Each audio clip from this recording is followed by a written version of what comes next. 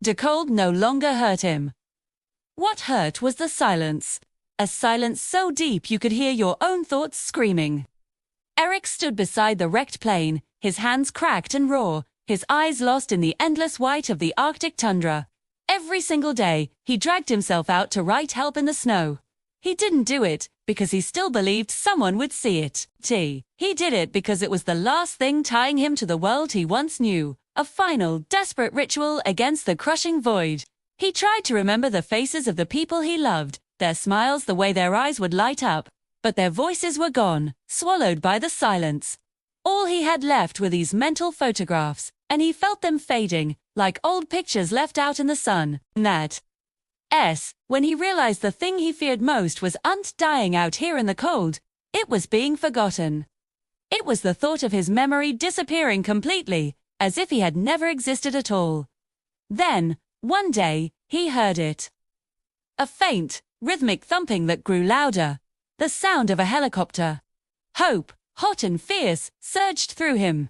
He ran, he stumbled, he screamed, until his lungs burned and his throat was shredded raw. He waved his arms, a frantic dance against the white landscape, pouring every last ounce of his being into being seen. And then, just as quickly as it came, the sound died away.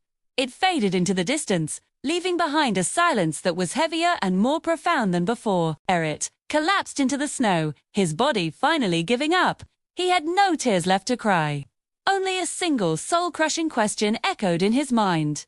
If no one is coming for me, does it still make sense to go on? The wind was his only answer. Not with words, but with a biting, relentless cold that seemed to seep into his very bones. And in that moment of absolute despair, something shifted. A realization, clear and sharp as an icicle, pierced through the fog of his hopelessness. He wasn't just surviving for rescue. He wasn't waiting for someone else to save him. He was surviving for himself. Because his life, even here, even now, had value. He pushed himself up, his body shaking violently. He took one step, then another.